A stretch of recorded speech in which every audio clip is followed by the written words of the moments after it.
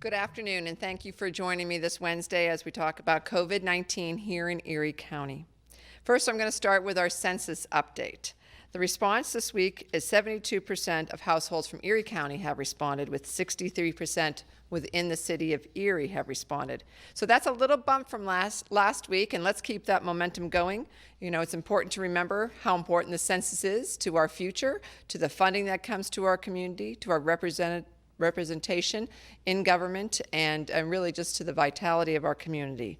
So you can go on my2020census.gov, or you can call 844-330-2020 to ensure that you and your family are counted before the deadline, which we know has been moved up a month to the end of September. If you would like assistance completing your census questionnaire, there will be census takers and volunteers at Perry Square this Friday and Sunday from 10 to 3 p.m., and additionally on Friday at the Corey Farmers Market. These are outdoor venues and, of course, safe for those who are concerned about COVID-19. If you wear your mask, keep your 6-foot distance, you should be perfectly safe. And I encourage everyone to either call the number, get on the website, or go to one of these venues this weekend and make sure that you are counted. We have 8 new cases of COVID-19 and 3 new deaths to report as of 12:01 a.m. here in Erie County, which brings us to a total of 1,313 cumulative positive cases since March. 171 of the current cases, currently we have active cases, 171, and we have 1,101 recovered. To date, we've had 22,201 negative tests. We now have a total of 41 deaths recorded in the NEDS system within the state. And as a reminder, there are 2 different databases used to report deaths, and often the numbers don't match on those 2 systems, and that has more to do with the way things are reported out to the state. Of the cumulative cases in Erie County, 59% are female and 41% are male. The breakdown by age is 3% in the 0 to 4, 2% ages 5 to 9, 6% ages 10 to 18, 14% ages 19 to 24, 38% are ages 25 to 49, and 19% are ages 50 to 64, with 19% ages 65 and above. Regarding race and ethnicity of our cumulative cases, 58% are white residents, 21% African American Black residents, 8% are Asian residents, 3% other, and 11% unknown.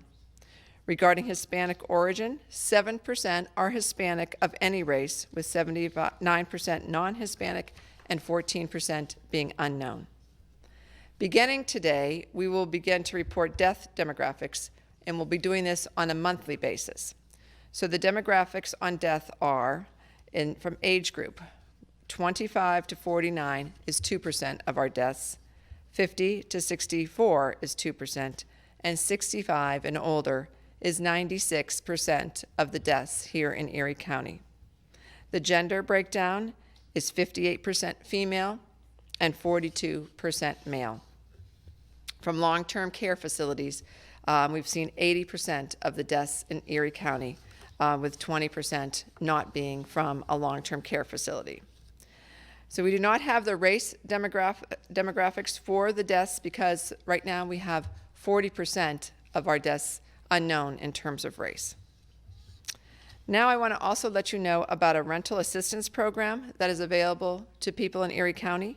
The Pennsylvania Housing Finance Agency is offering assistance for renters under the CARES Rent Relief Program, and that can be found at phfa.org/PACares/rent.aspx. Please know that application process does require a bit of effort from the renter and from your landlord. 3 applications are needed to be completed, 1 by the renter and 2 by the landlord, in order to receive those funds. There's also a brief video available on the website for you to watch that fully explains the process. Again, the website, phfa.org/PACares/rent.aspx. SPX. If you have any questions, you can call the PHFA's call center from 8 to 5 daily at 855-827-3466. Today's star player is a business doing well, is Ichiban on Buffalo Road. Customers call and order ahead. They have a plexiglass installed to keep distance from the workers and those customers, and they provide a box to transfer your credit card or payment as well as your order. This eliminates any hand-to-hand contact between the employee and the customer. Thank you again to all of our businesses who are working hard every day to follow the guidelines and to keep our community safe as well as your employees. And now I invite Melissa Lyon, Director of the Erie County Department of Health, to share an update. Melissa? Thank you, County Executive. So today I would like listeners to understand the types of calls they may receive from the Erie County Department of Health if they are identified as COVID-19 positive or are a contact to a known positive. I've been informed that there are concerns about phone scams occurring around contact tracing, and I just want to give a few more details around what a call might feel like for someone that might be receiving one. There are two steps to disease containment using traditional public health strategies. They're called disease investigation and contact tracing. Both of these take place over phone calls, and they are conducted by Erie County Department of Health representatives. So disease case investigation. This is an interview of a person that has been laboratory confirmed positive for an infectious or communicable disease. In today's environment, that is overwhelmingly COVID-19. The interview leads to the isolation of the positive individual, and they have to remain isolated until their symptoms resolve and they are released from isolation by the public health nurse. The public health nurse will explain this to the caller, to the person they've called. Also during this interview, the disease investigator helps the person who is positive identify people that they were in close contact with within 6 feet for 15 minutes or more. And this is done by asking them questions of where they were, what they have been doing, where they may have gone shopping, so on and so forth, prior to 2 days of their symptom onset. They will also ask them questions about their symptoms, how they're feeling now, and how they, any household contacts, and then some demographic information. After they've gotten the number of contacts of that known positive, that takes us to the second part of the process, and that's called contact tracing. This conversation starts with an introduction of the Erie County Department of Health staff person, and that informs the identified person that they may have come into contact with someone who is positive for COVID-19. That can be alarming for someone if it's the first call that they've just picked up hearing that they're positive for COVID-19. So the contact tracer spends time explaining to them what they must do around their quarantine, and they describe the detail of what quarantine really means, staying home or separated from all household contacts. The person making this call will also refer to as the contact tracer. They will never ask for a social security number. They will never ask for a payment. They will never ask for insurance information. They may ask for a mailing address or an email address so they can send written communication. They may also ask for the preferred method of contact and the best number to reach them at, as well as some demographic information. If at any time you feel that you've received a call from the Erie County Department of Health and you are not sure that the call is legitimate, based upon what I've shared with you, please ask the caller for their name and their title and call the Erie County Department of Health at 451-6700, and an Erie County Department of Health representative will be able to assist with confirming the call is legitimate. So with all of that said, I hope that helps people understand a little bit better on what we do when we have our phone calls around disease investigation and contact tracing. Back to you. Thank you, Director Lyon, and just I'm so grateful for all the great work that all of the employees at the Erie County Department of Health do each and every day, keeping us safe during this pandemic. Today, I'm also honored to have a few local university presidents here who are going to help to provide an update on how things are going in their institutions as the students have begun to return to campus or not.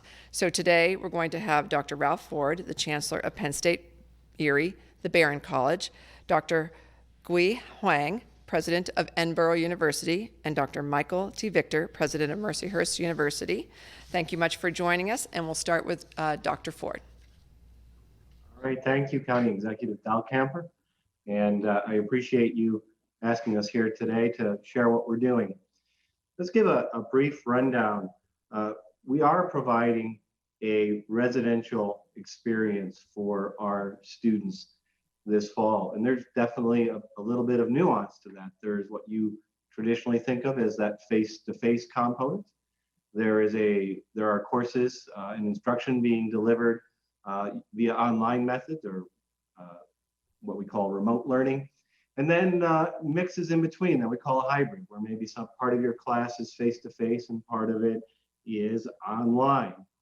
And we really came upon this approach after really looking at the needs of our faculty, staff, and students. The reality is a lot of our students want the face-to-face experience, but there are others who feel more comfortable learning in a remote environment in this particular environment. And the truth is that actually, or the reality in the way that it's worked out is it really helps us to keep our density lower on campus in terms of the number of employees and students that we have here. But when you look at the total mix, we're at about 70% of our classes have a residential component. So that's how we're delivering this fall. I'll give you an update on where we're at. We just started classes this past Monday. We are in day 3 of offering classes. And our move-in week and our new student orientation week was last week. We have been planning for this return since early May. We've had teams of faculty, staff, and administrators looking at this and what are the needs that we need to provide as safe an environment as possible. And as you know, what is key to that are having the ability for testing. And I'll run through our testing practices, quarantining and isolation, as well as contact tracing. So in terms of testing, we have conducted a significant amount of pre-arrival testing. So that was sending out COVID tests to students before they arrive here on campus and making sure that if they plan to arrive, that they have a negative test. Otherwise, they're not allowed to return to campus until they have a positive test or they get through the isolation period. We've also started this week our surveillance testing. So every day we are going to be doing a minimum of 1% of our faculty, staff, and students will be asked to come in and complete a surveillance test. That helps us monitor the health of the population and see if we have any cases on campus. And we have in our health and wellness center here on campus, the third part of the testing stool is symptomatic. So anyone in our community who thinks they have symptoms or wants to have a test can go to our health and wellness center. We're having fairly rapid turnaround times in terms of the result that we are able to get there. We have quarantine and isolation facilities here on campus. Very importantly, what we are stressing with everybody is that we are together responsible as a community for our success in this endeavor. That means wearing our masks. For anyone who's driven by campus, you'll see some very prominent signs at the entrances of campus that make it really clear to any visitors and everyone who comes to campus each day that masks are required on campus. We have physical distancing in our buildings, outdoors, and in our classrooms. They are all set up to have the appropriate distancing that is needed, that minimum of 6 feet. So I won't go into all of the details, but just to say we have started. We are off to a what I would characterize as a good start. We are meeting people in a variety of ways, whether it's here on campus or whether they're learning remotely. And the faculty and staff who are back on campus seem very pleased. And we're just taking it one day at a time right now. Thank you, Dr. Ford. I'll stop there. Thank you, Dr. Ford. And now we'll turn to Dr. Huang from Enbro. Okay, thank you, County Executive, and nice to see my presidential colleagues and on Zoom.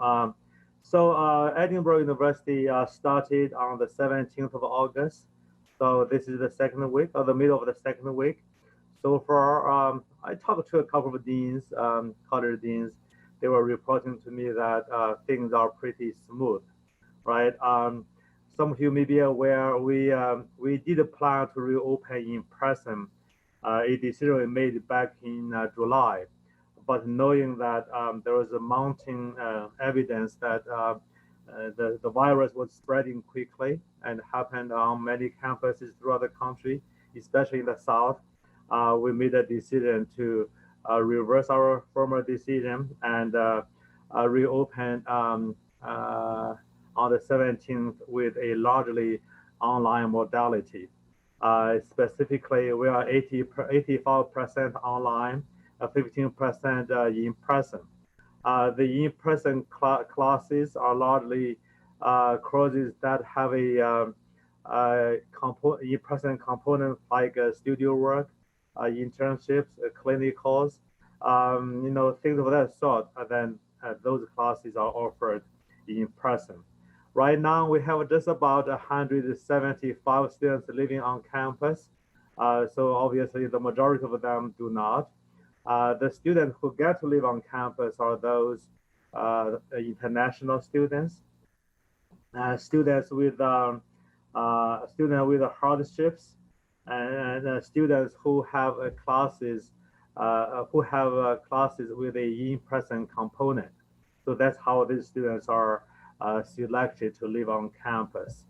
Now, we also have a test ready for students. These tests are,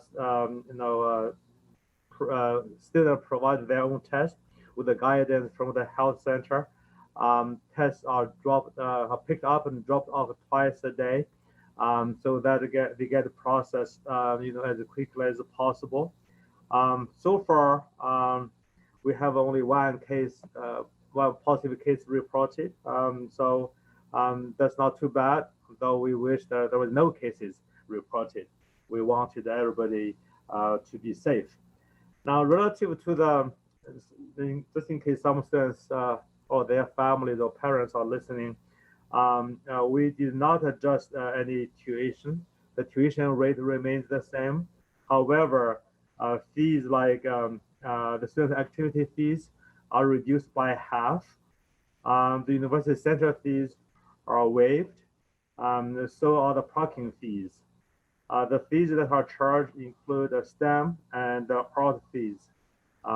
Those are charged only for in-person classes. Okay. Finally, we also reminded the students, the student body, that they are not supposed to go on to have organized or hosted or attended a party or a gathering or an event, whether it's on campus or off campus. Students have that message to prevent spread of the COVID-19 amongst themselves or in the university community or in the borough of Edinburgh. I think I'm going to stop there before I hear any questions. So that's my report. Thank you, Dr. Wong. And now I'd like to have Dr. Victor from Mercyhurst, please. Good afternoon, everybody. We began classes last week, Wednesday, and of course, we're practicing social distancing. The amount of plexiglass and signage within the campus is kind of startling, but everyone has directions. There are up staircases, down staircases. Everything on the entire campus goes to the right. All students who were from what we categorize as red states were quarantined on our Northeast campus for 2 weeks prior to coming to campus, as well as the international students. We also, any suspected cases were also forced to quarantine. We have in-house contact tracers that were trained by Johns Hopkins, and they're ready to go. At Mercyhurst, all undergraduates are required to live on campus, and we find ways to keep them here entertained, and we highly discourage them from going into the city. In fact, we stopped our Saturday bus service to the city. Any students who would be caught at a party would be quarantined and be subject to possible expulsion. We require any visitor to campus to be screened prior to their arrival or admittance. We have tents throughout the campus that we utilize for overflow from any of our many dining halls. We require the students to sit socially distant. We have strict enforcement, and luckily the students are abiding by the COVID rules. We require masks in buildings and in the exterior of buildings, and they're really cooperating well.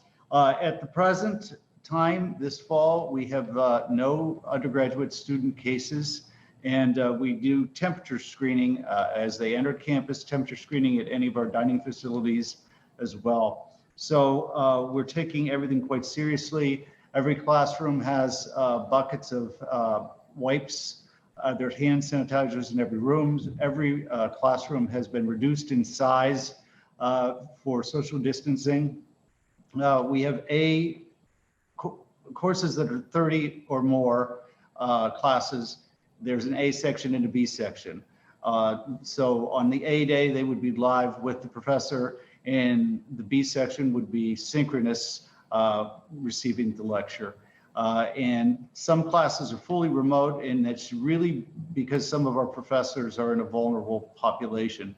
But by and large, we're live. The students seem to be here. We have a nice class. We have about 2,000 students living on the campus, and we're here, we're running, and things are going well so far. So thank you. Thank you very much, Dr. Victor, and thank you all for your partnership in helping to keep the Erie County community safe. And now I'd like to turn to the media for questions, and we'll start today with Jet TV. Good afternoon, Kathy. It's Star Bodie here. I would like to know your thoughts on the one local business that had possibly more than 100 people exposed to COVID-19. So I'm going to turn that question over to Director Lyon to address. Thank you. Thank you for the question. Just so that everyone is clear on today's question and answer section, I will not be confirming any of the business names associated with any of the potential exposures. But what I would like to share is that the particular business had done a really fantastic job keeping track of the clients and patrons to this business by having their names and phone numbers of the individuals that were entering, and therefore contact tracing happened very rapidly and very quickly once we knew that there were positive exposures there. So I give a really shout out, and I'm very proud of what the business was able to accomplish in a very short period of time once they were aware of the positives. So, you know, honestly, it couldn't have happened quicker than how we handled it. So thank you. Thank you. Do we know if any of those individuals received or got the coronavirus from being at that business? So to my knowledge, we have not had any convert into positive. That would get reported on a morning briefing that we do Monday through Friday, and there have been no reports of that to date. Thank you. Thank you. Talk Erie, Joel. Yes, good afternoon. I do have a question for the university leaders, and anyone can answer this. What do you consider the riskiest context or activity that is a part of the regular college experience that you're having to mitigate with COVID-19? What is the riskiest part of the college experience? I'll tell you what I think is one of the riskiest would be students going to bars in the city, around the city. That's where we see the highest risk, and that's why we discourage it so much. Yeah, I agree. It's a large gathering of any kind, you know, not wearing masks or not keeping social distance. Another is a high touch sports, you know, like wrestling or football, right? Those things could be really risky. I'd add the same. I think, you know, we're all focused on making sure that we keep, you know, super spreader events from occurring on campus, and making sure that we have the appropriate protocols for social distancing and masking. We know it's time and persistence in enclosed spaces tends to create the largest problems. So, you know, further is better, masks are better, outdoor is better.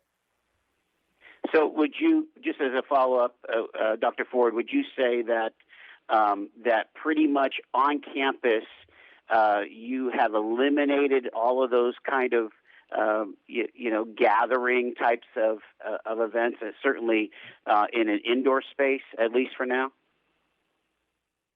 Yeah, I guess it depends on what you call eliminate gatherings, but we definitely approve any events. Each and every event actually has to go through a series of approvals for us to have it. So we do have student clubs and organizations meeting. It is fine for them to do so. They shouldn't exceed the limit of 25. They need to demonstrate that they have social distancing. So we want to continue the mission. But we need to do it in a way that we know meets the Pennsylvania Department of Education guidelines, the Pennsylvania State guidelines, CDC, all of those things we make sure that we follow. And so we don't have large scale in-person events, and none planned at this time. Thank you very much. Erie News Now. Yes, good afternoon. Isaac Petcast joining you today. A question for our university leaders here this afternoon. We, of course, know the pandemic has had a strong financial hardship on many businesses, including universities. And we've been hearing from several students and community leaders that there is a concern that in the future or in the near future, some school programs may have to be considered to be cut. Of course, with the financial concerns happening during COVID-19. So I guess my question is, have local universities here started to talk or consider cutting some of their programs? And if so, what's the protocol to be able to have those discussions to make sure that universities remain financially stable during the pandemic? Would anyone like to start with that? I can start if you'd like. We have no discussions taking place about cutting programs because the reality is we ended up having a record freshman class this year. And unless we were forced to close, there would be no need to really reduce or cut anything. So from that standpoint, we have absolutely no intention of cutting anything as long as we are able to remain open and viable. Things will continue to go well financially for us. I'll add as well, we have no discussions underway for cutting academic programs. Typically those, to answer the second part of the question, those are discussions we have with our faculty, our leaders, administrators. Typically those are long-term. You're looking at where programs are going. So they tend not to be always in response to events like this. So we're just focused on returning to campus, and no, there are no plans. Yeah, I'll make a comment too. My campus and my system, we are looking at programs.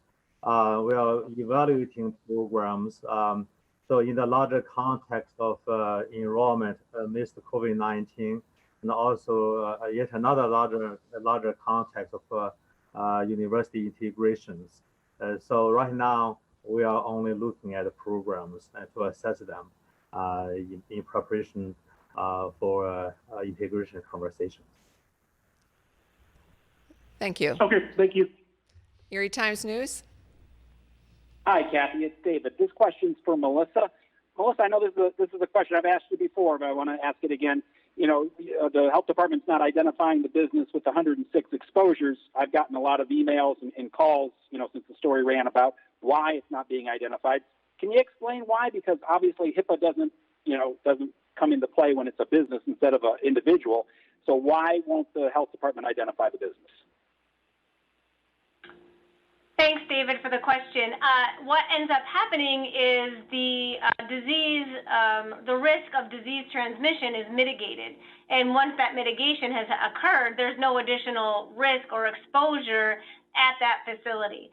So, for example, at the time of the business closure, there is no additional exposure to patrons if the business has been closed for a deep clean. And then all of the contacts that had been exposed had been contacted, and then the individuals are isolated. There's no need to reveal the name of that business. In particular, it's so that business can still remain viable, because what had occurred was no fault of their own. It's how this disease is transmitted. It's people interacting with people. It's human behavior. It's not the fact that there was a business that unfortunately had exposures that occur. So with that being said, the community needs to trust that the disease mitigation has occurred. Now, I can give you an example of where or when or why we would disclose a potential location. If we were not able to have received the names of those that were exposed, but we would have known that there were potentially 50 during a period of time, let's say between 9 a.m. and 3 p.m., and we had no way of contacting those individuals, no names, no phone numbers, we would have to put out a press release that would say, if you had been a patron at this business on this date during this time, we ask you to call the health department. Now, we would not put into there typically, depending on which communicable disease this was, we would craft our message so that the individuals would be wanting to contact us, but we would keep as much information private as possible to get the message across. I hope that really helps the viewers understand why we do the work we do and how we do it. Thank you. Thanks, Melissa. Thank you, David. We'll go back now to Jet TV to Star. Hi, Kathy. I know a lot of schools are giving, these high schools throughout the county are giving the go-ahead for fall sports now. I guess your thoughts on that after hearing and seeing that college sports, like the Big Ten, are saying a no-go. So what do you think makes it safe, in our county with just high school sports and kids that are younger? Well, I don't know that any of us are saying it's safe, but each school's making their own decisions. PIAA, the high school sport organization, is making decisions outside of the purview of county government, and that is their right to do. I think we've talked about this for a number of times that sports are inherently activity that could cause the spread of the disease. We've certainly seen it from all the way down from the professional level. And so I think that parents, the student athletes, of course, the school administration needs to be very conscious of that, needs to be doing everything they can to ensure masking, social distancing, whatever they can do to mitigate the spread. When someone comes off of the field or off the court and goes onto the bench, everyone should be wearing a mask, for example, trying to keep them also spaced out. So what can you do to mitigate the spread of the disease is important. So I don't know that any of us are saying it's safe, but we are here to give guidance. The Department of Health, along with the Department of Public Safety, have been working diligently with each of our school districts on mostly on getting the kids back in the classroom, and we'll give continued guidance, and of course there's guidance from the CDC and the State Department of Health also that every school and every parent should be very conscious of and trying to follow. Thank you. Thank you. Talk Erie? Yes, hi. Here's a question for Melissa Lyon. Melissa, last week we were talking about cases from activities. What about cases from attractions? I'm thinking of Waldameer, Splash Lagoon, some of our larger locations, the mall. Are we seeing that there are any super spreading events coming from the local attractions? Thank you for the question. And as I have mentioned, we have morning briefings, and I have not heard of any super spreading attractions or events in Erie County. I can say that working with the Waldameers and the Splash Lagoons and the types of events that are operational or activities that are operational, everyone has been doing a fantastic job really putting into place the guidance, the social distancing measures, wearing their mask, limiting the number of people that can be at any one location at one time. And so far, from what gets reported on a morning basis, that seems to be working, which is really favorable for Erie County. The cooperation of our businesses and our partners has been, in my opinion, absolutely exceptional. From your peers in the state, do you feel like that the Erie County attractions are doing better than other attractions across the state? I think that I would not be in a position to compare what our attractions, how we're performing compared to others, as I don't get that type of information regularly. But as I've mentioned, our partnerships and just open communication, because of the relationship that we have with the business owners and event organizers, I couldn't be more proud of the work that's occurring in Erie County. Thank you. Thank you. Thank you. I will say, anecdotally, I have people come back from other counties, maybe somewhere in Western Pennsylvania, and they always say how much better we're doing here when they go into a business. So again, kudos to our businesses in Erie County, and kudos to the environmental team at the Department of Health, who've worked very closely with our businesses to help them do the right thing to stop the spread. Erie News Now. We'll go back to Isaac. Yes, a bit of a two-part question here. The moratorium on evictions is going to end at the beginning of next week. I know, Kathy, you mentioned at the beginning of the conference that there would be some funding available through the PA Housing Finance Agency. First off, is there a concern that come the beginning of next week that we might see a swell of evictions as the pandemic has continued and the moratorium has lasted through the pandemic? And then as a second part to that for Director Lyon, if that's the case and we see many people separated from their homes, how does the health department and how does the Erie County specifically prepare for that and get ready for that possible extreme swelling of evictions? Well, first of all, I hope that that does not happen, but it obviously is a big concern, and that's why if anyone is getting close to having issues with paying their rent, they should definitely make the connections to try to get assistance. It is important to note that the housing assistance we normally give through the county only takes, I think, up to 150% of poverty, and it's only a one-time assistance. This is a different funding source, and it's up to 250% of poverty in terms of your income. So it's opened up to more individuals and families, and so hopefully that will help somewhat. But of course, these housing issues are looming, and this is just one of many things that could really be detrimental as this pandemic continues to hang on. And I will turn it over to Director Lyons now for the second half of your question. I feel like we should have an entire webinar or session or 1 hour meeting around how COVID-19 is exacerbating or revealing the real fragility of our community, especially around the social determinants of health. And we know that housing stock and income earning wages where you're having to pay month to month rent, not always sure where that rent will come from. I mean, these are real concerns. They've always been real concerns of public health. Now more than ever, we worry. We worry very much about what could happen for our community. It would put additional stresses on just about every infrastructure and system we have in place. And then if I just speak from a disease perspective, if disease were then to spread rapidly with those that no longer have housing or have not secure housing, have to rely on sheltering, those places are not designed to have social distancing. There's a lot more group gathering. It could become very difficult. We also know that the weather doesn't stay as beautiful as it is today and this week. We're going to be going into bad weather. So there are so many concerns around people losing access to their homes or their apartments.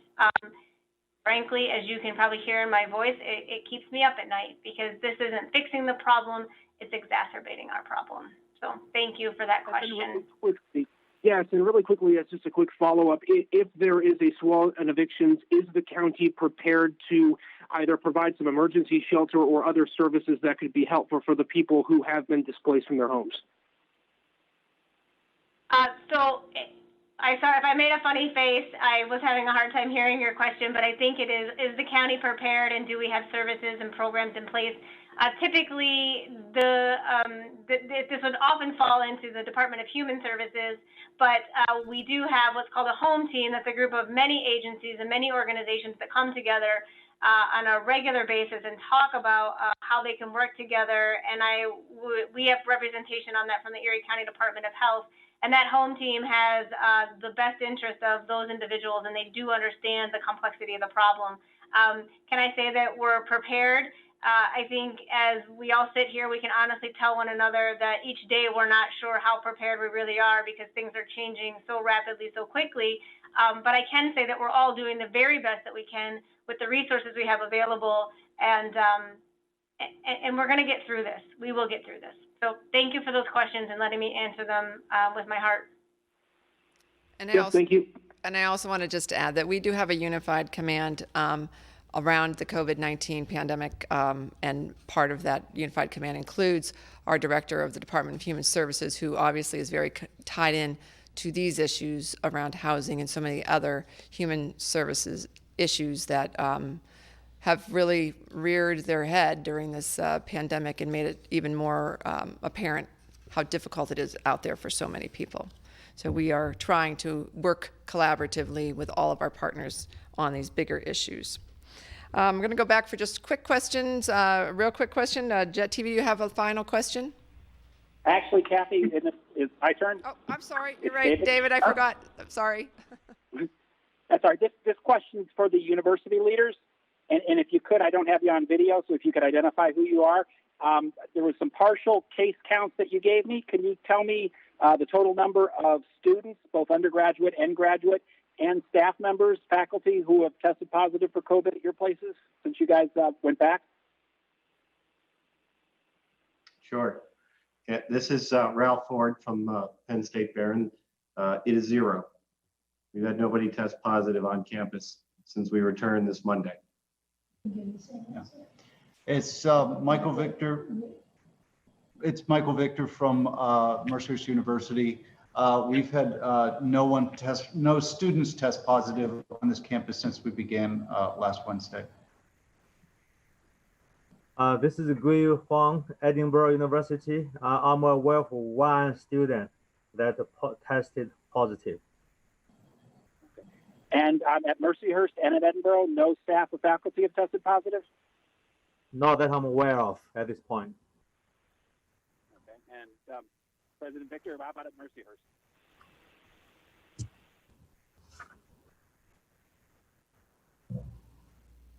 Any faculty or staff at Mercyhurst? No, not that we know of. Not since we began last Wednesday. And we would know if anyone tested positive. All right. Thank you. Well, I'm going to end the questions there. We are at 45 minutes. I usually try to finish up around now. And I want to thank the university presidents for joining us today. They're great assets to our community, great partners in so many things, and they've been great partners as we've all tried to mitigate the spread of COVID-19 in the Erie County community. And I'm very grateful. Unfortunately, Gannon was not able, there some other commitments and wasn't able to join us today, and neither was LECOM, the medical school, but I'm hoping at some future date to have them. And just to let the viewers and listeners know, next week we are hoping to have representatives on who've been part of our school strike teams, going out through our K through 12 schools and helping them navigate their school plans and make the schools as safe as they can as our K through 12 students mostly start back to school next week. I know we had a few this week, next week, and the week after. So we look forward to hearing from them because we know that's obviously a huge concern in our community also. So thank you again to Director Lyon and her entire staff for the continued wonderful work they do in public safety to keep all of you safe. Now I ask you to do what you can do to keep our community safe. And of course, that includes always wearing your mask when you're away from your home, keeping your 6-foot distance from people you do not know, good hand washing and sanitizing your hands and surfaces whenever possible. And of course, please remember throughout this to just stay safe and stay calm. Thank you for joining me.